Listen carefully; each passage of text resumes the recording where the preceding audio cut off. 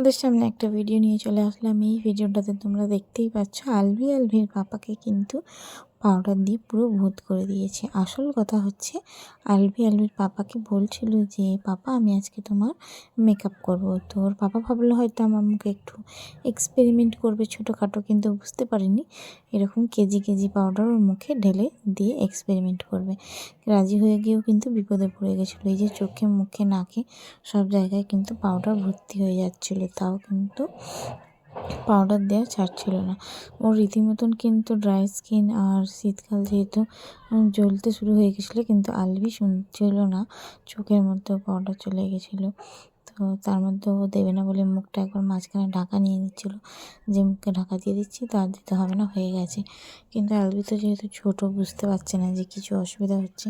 ও ভাবছে খুব মজাই লাগছে, খুব সুন্দর ভালো হচ্ছে। তো ও তার জন্য কিন্তু বারবার মুখে পাউডার দেওয়ার জন্য জেদ করছিল। আর যেহেতু পাপা কি পারি, ছোটো মেয়েকে কিছু বলা যাবে না, মেয়েকে এমনই ভালোবাসে, তো তার জন্য কিছু বলতেও পারছিল না, চুপচাপ শুনছিল। তোমরা নিশ্চয়ই ভিডিওতে দেখে বুঝতেই পারছো কতটা অত্যাচার করেছে আলভি সেদিনকে। ওর পাপার ওপর পাউডার ঢেলেই গেছে, মানে এত পাউডার নষ্ট করেছে বলার কথা না। তো তোমাদের কার মেয়েরা এরকম করে তার বাবার সাথে, বা তোমরা দেখেছো অবশ্যই।